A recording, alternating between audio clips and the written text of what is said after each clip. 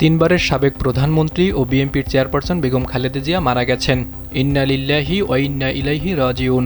মঙ্গলবার ভোর ৬টায় রাজধানীর এবার কেয়ার হাসপাতালে চিকিৎসাধীন অবস্থায় তিনি মারা যান। বিএনপি মিডিয়া সেলের ফেসবুক পেজে দেওয়া এক পোস্টে এ তথ্য জানানো হয়েছে। এছাড়া বেগম খালেদা জিয়ার মৃত্যুর সংবাদটি নিশ্চিত করেছেন তার ব্যক্তিগত চিকিৎসক ও বিএনপির জাতীয় স্থায়ী কমিটির সদস্য অধ্যাপক ডাক্তার AZ-M জাহিদ হোসেন।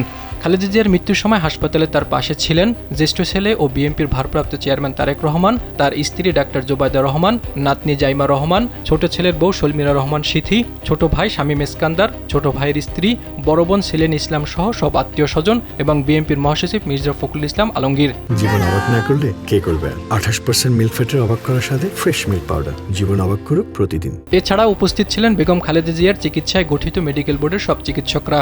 ৮০ বছর বয়সী খালেদা জিয়া দীর্ঘদিন ধরে হৃদরোগ, ডায়াবেটিস, আর্থ্রাইটিস, লিভার সিরোসিস, কিডনির জটিলতা সহ নানা শারীরিক জটিলতায় ভুগছিলেন। তবে এক পর্যায়ে তার শ্বাসকষ্ট দেখা দিলে গত 23 নভেম্বর রাতে তাকে এবার কেয়ার হাসপাতালে নেওয়া হয়। সেখানে মেডিকেল বোর্ডের দেশি বিদেশি বিশেষজ্ঞ চিকিৎসকের তত্ত্বাবধানে চিকিৎসাধীন ছিলেন সাবেক এই প্রধানমন্ত্রী।